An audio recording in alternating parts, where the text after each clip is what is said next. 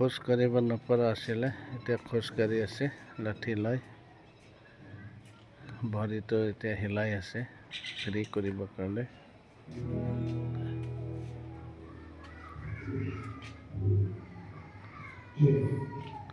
কি নাম আছে তোমাৰ?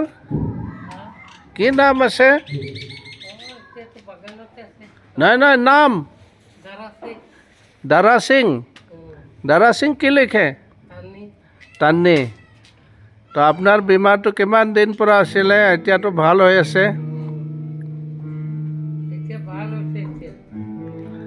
কিমান দিন পৰা আছিলে?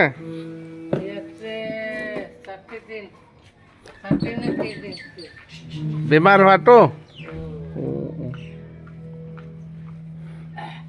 ঠিক আছে,